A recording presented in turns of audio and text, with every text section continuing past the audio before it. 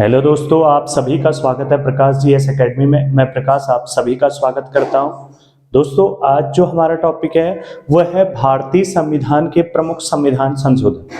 ठीक है, तो आज हम पढ़ेंगे भारतीय संविधान के प्रमुख संविधान संशोधन।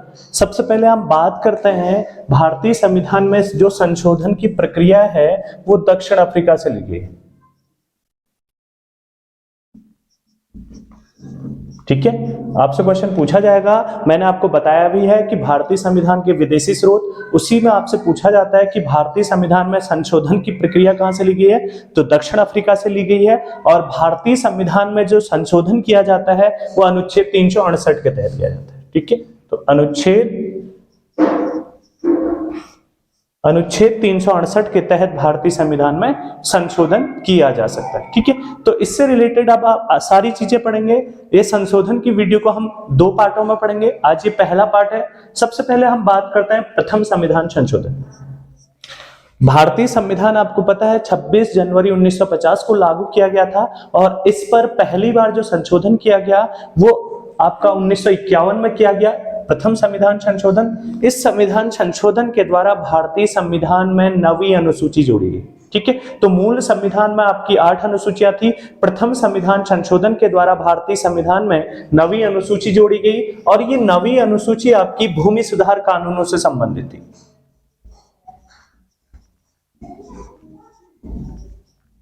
ठीक है, तो नवी अनुसूची जो आपकी संबंधित है वो भूमि सुधार कानूनों से संबंधित है और भारतीय संविधान में प्रथम संविधान संशोधन के द्वारा इसको जोड़ा गया था। नेक्स्ट बात करते हैं 7वां संविधान संशोधन, जो महत्वपूर्ण बात। अभी वर्तमान तक आपके भारतीय संविधान में 105, 106 संविधान संशोधन हो चुके हैं। सारों को नहीं पढ़ना है, जो इंपोर्टेंट है उन्हीं को यहाँ पर बता रहा हूं, जो महत्वपूर्ण है।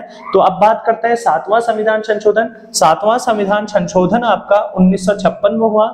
7वें संविधान संशोधन राज्य पुनर्गठन आयोग, 7वें संविधान संशोधन के द्वारा राज्य पुनर्गठन आयोग की स्थापना की गई। इससे पहले तक भारत के जो राज्य थे उनको समूह में बांटा गया था, क ख ग घ समूह, तो उनको समूह से हटा के राज्य पुनर्गठन आयोग का गठन किया गया था 7वें संविधान संशोधन के द्वारा। इसी संविधान संशोधन के द्वारा यह भी कहा गया कि एक या एक से अधिक राज्यों का एक ही उच्च न्यायालय होगा और इसी संशोधन के द्वारा यह भी निर्णय लिया गया कि एक या एक से अधिक राज्यों का, दो या दो से अधिक राज्यों का आपका एक ही राज्यपाल हो सकता है। ये आपके 7वें संविधान संशोधन के द्वारा कहा गया। नेक्स्ट बात करते हैं 13वां संविधान संशोधन, जो कि 1962 में हुआ था। 13वें संविधान संशोधन के द्वारा नागालैंड को राज्य का दर्जा दिया गया। ठीक है, तो भारतीय संविधान में 13वां संविधान संशोधन किया गया। इस संविधान संशोधन के द्वारा भारतीय संविधान में जो नागालैंड है, नागालैंड को राज्य का दर्जा दिया गया था भारत में। ठीक है, तो नागालैंड को किस संविधान संशोधन के द्वारा राज्य का दर्जा दिया गया, तो 13वें संविधान संशोधन के द्वारा। नेक्स्ट बात करते हैं 21वां संविधान संशोधन, मोस्ट इंपोर्टेंट है। 1967 में हुआ था। 1967 में आपका 21वां संविधान संशोधन हुआ था। जिस प्रकार से मैंने आपको अनुसूचियां बताई थी, मैंने कहा था कि 8वीं अनुसूची में मूलतः 14 भाषाएं थी, वर्तमान में आपकी 22 भाषाएं हैं। अलग अलग संविधान संशोधनों के द्वारा आपकी 8वीं अनुसूची में भाषा जोड़ी गई। तो इसी प्रकार से आपका 21वें संविधान संशोधन के द्वारा सिंधी भाषा को 8वीं अनुसूची में जोड़ा गया। इससे पहले तक 8वीं अनुसूची में 14 भाषा थी, तो सिंधी आपकी जो थी वो 15वीं भाषा के रूप में इसको जोड़ा गया था, जो कि आपसे बार बार क्वेश्चन पूछ लिया जाता है। नेक्स्ट बात करते हैं 36वां संविधान संशोधन, मोस्ट इंपोर्टेंट है। 1975 में हुआ था 36वां संविधान संशोधन। 36वें संविधान संशोधन के द्वारा सिक्किम को राज्य का दर्जा दिया गया। ठीक है, तो आपका जनसंख्या के अनुसार भारत का सबसे छोटा राज्य है ये सिक्किम, तो सिक्किम को राज्य का दर्जा किस संविधान संशोधन के द्वारा दिया गया, तो आपका आंसर होगा 36वें संविधान संशोधन के द्वारा। नेक्स्ट आता है मोस्ट इंपोर्टेंट, जो बार बार आपसे क्वेश्चन पूछा जाता है, 42वां संविधान संशोधन। ध्यान दे लेना, 42वें संविधान संशोधन में आपके बहुत सारे संशोधन किए गए, इसीलिए इसे लघु संविधान भी कहा जाता है। ठीक है, तो आपसे क्वेश्चन पूछा जाता है कि किस संविधान संशोधन को भारत का लघु संविधान कहा जाता है, तो 42वें संविधान संशोधन को लघु संविधान।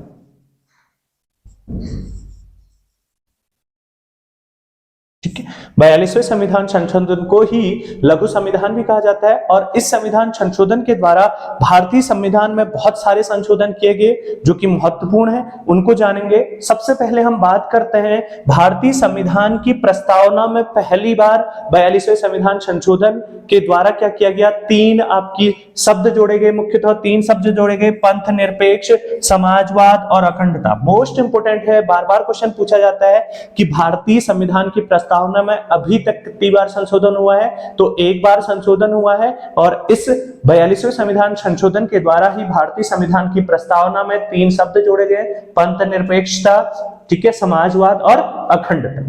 नेक्स्ट बात करते हैं 42वें संविधान संशोधन के द्वारा ही सरदार स्वर्ण सिंह समिति की सिफारिश पर भारतीय संविधान में मौलिक कर्तव्य जोड़े गए। ठीक है, मूल संविधान में आपका एक भी मौलिक कर्तव्य नहीं था, 42वें संविधान संशोधन के द्वारा भारतीय संविधान में मौलिक कर्तव्य जोड़े गए। जिस समय 42वें संविधान संशोधन 1976 में जब आपके मौलिक कर्तव्य जोड़े गए, उनकी संख्या जो थी वो 10 थी। वर्तमान में आपके मौलिक कर्तव्य 11 है। ठीक है, जो 11वां मौलिक कर्तव्य आपका 86वें संविधान संशोधन के द्वारा जोड़ा गया था, जिसको हम नेक्स्ट वीडियो में पढ़ेंगे। नेक्स्ट बात करते हैं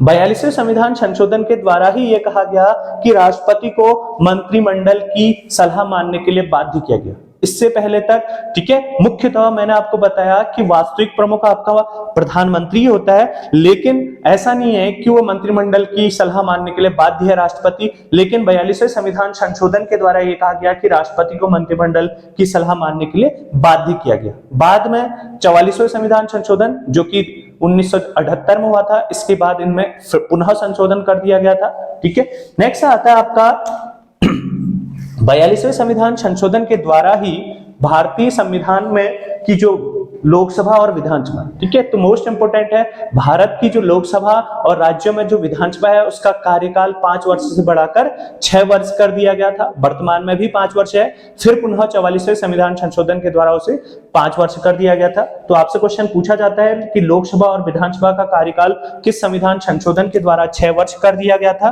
तो आपका आंसर होगा 42वें संविधान संशोधन के द्वारा।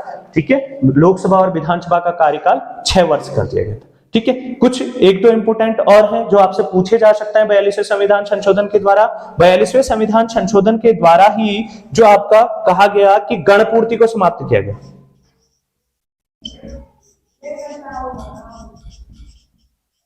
ठीक है, तो आपसे पूछा जा सकता है कि किस संविधान संशोधन के द्वारा आपकी कोई भी, चाहे लोकसभा हो, राज्यसभा और विधानसभा में कोई भी बैठक होती है, तो उसमें कहा गया है कि कुल सदस्य संख्या का 1/10 सदस्य जब मौजूद होंगे तभी वो बैठक प्रारंभ होगी। लेकिन इस गणपूर्ति को, इसी को कहा गया है गणपूर्ति। गण का मतलब है लोगों की पूर्ति, तो इसी को 42वें संविधान संशोधन के द्वारा समाप्त कर दिया गया।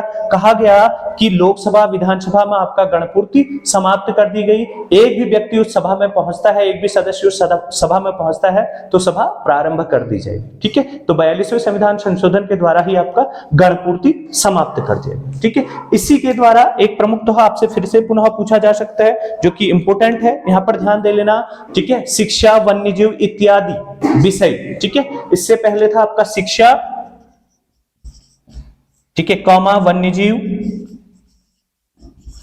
इत्यादि विषय आपके राज्य सूची में थे, तो शिक्षा और आपका वन्यजीव इत्यादि विषयों को आपका राज्य सूची से हटाकर समवर्ती सूची में रख दिया गया था, समवर्ती सूची।